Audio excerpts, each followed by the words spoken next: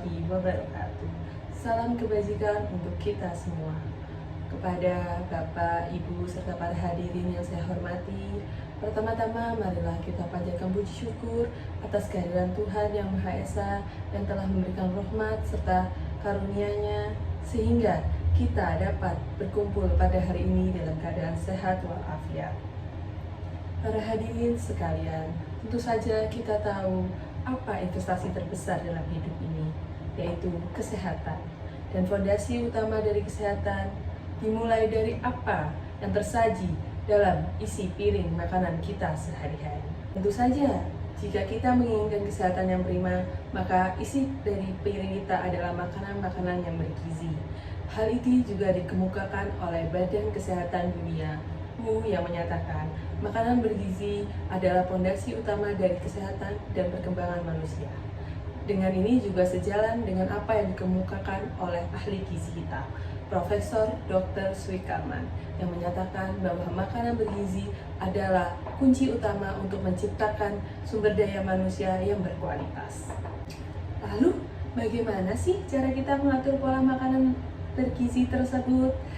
Para hadirin sekalian, pemerintah telah menyempurnakan program 4 Sehat 5 Sempurna menjadi program baru, yaitu Isi Piringku, di mana kita dihimbau untuk membagi isi piring kita menjadi beberapa bagian, yaitu separuh berisi buah dan sayur, seperempat berisi protein, dan seperempat berisi karbohidrat. Mengapa sih harus demikian? Agar kita dapat terhindar dari adanya gizi ganda, entah itu kekurangan gizi ataupun kelebihan gizi, serta kita dapat terhindar dari beberapa penyakit yang tidak menular seperti diabetes ataupun hipertensi.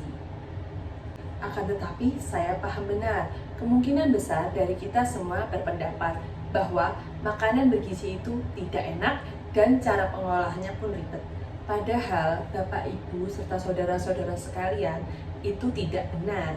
Ada beberapa langkah-langkah strategis yang dapat kita terapkan sebagai solusinya. Yang pertama, kita dapat menerapkan teori manajemen waktu, yaitu plan to file, file to plan, di mana kita dapat meluangkan waktu 1 hingga 2 jam di akhir pekan untuk memasak masakan yang telah dihitung gizinya dalam porsi besar. Kemudian disimpan dalam wadah yang kedap udara lalu dibekukan. Hal ini dapat menghemat waktu saudara-saudara sekalian 80% di hari kerja. Kedua, Bapak Ibu dapat menyediakan atau menyimpan produk yang mudah diolah namun tinggi gizinya, seperti telur yang tinggi protein ataupun produk frozen food yang masih terkontrol gizinya. Yang ketiga, kita menggunakan teknik memasak yang simpel, hanya dikukus, hanya direbus ataupun ditumis dengan minyak yang sedikit. Yang keempat, jika itu semua terasa ribet, maka kita dapat menggunakan atau memanfaatkan layanan pesan antar seperti pesan Gojek ataupun pesan Shopee Food.